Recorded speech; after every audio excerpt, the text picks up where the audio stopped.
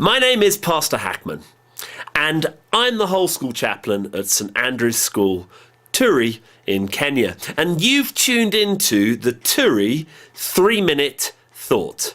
Today, we're continuing our journey with Paul the Apostle.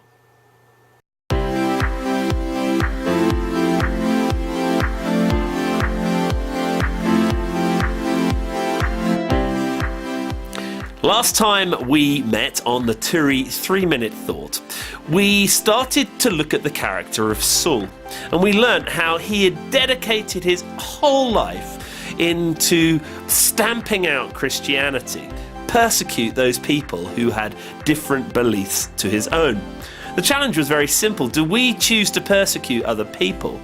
I'm hoping that you've spent some time reflecting on that, and maybe you've changed the way that you've responded to other people around you. You've chosen not to persecute people because of differences that you may have with them. So this week we're going to continue on the journey, and we're going to look at how Saul became Paul. And the journey starts on the road to Damascus. Let's read together. Acts Chapter 9. But Saul, still breathing threats and murder against the disciples of the Lord, went to the high priest and asked for him for letters to the synagogue at Damascus, so that if he found any belonging to the way, men or women, he might bring them bound to Jerusalem. Now, as he went on his way, he approached Damascus, and suddenly a light from heaven shone around him. And falling to the ground, he heard a voice saying to him, "Saul, Saul, why are you persecuting me?" And he said, "Who are you, Lord?" And he said, "I am Jesus, whom you are persecuting. But rise and enter the city, and you will be told what you are to do." The men who were traveling with him stood speechless, hearing the voice but seeing no one.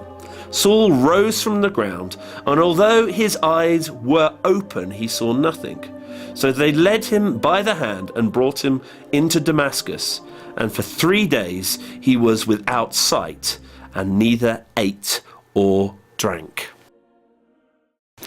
I'm sure if we took a moment to reflect on the key moments in our lives when transformation has taken place, there may be fear, there may be confusion, there may be a lack of direction and purpose. Something may have happened that has turned you around 180, took you from one direction and headed you in a different direction.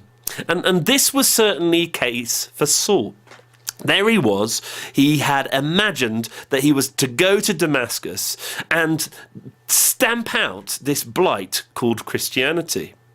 But instead, en route, he was blinded by a light so powerful that he could not see. Have there been moments in your own life where you've been spun around 180 by God?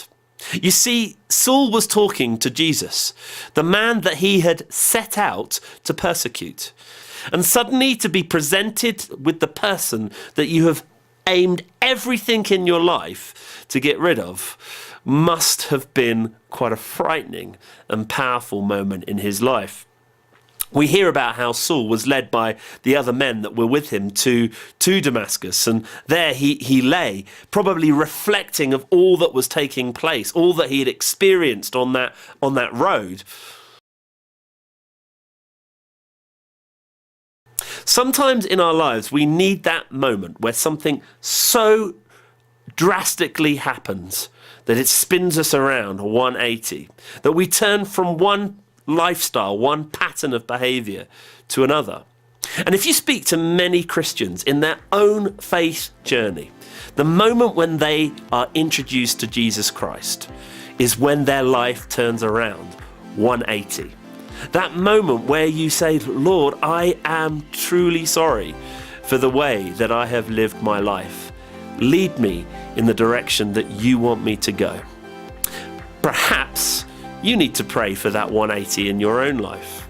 A moment where Christ takes hold of you and says, "Come with me on a new direction." Thank you for watching. I look forward to seeing you soon. Don't forget to check out our school website and continue to spread the word about the Turi 3-Minute Thought.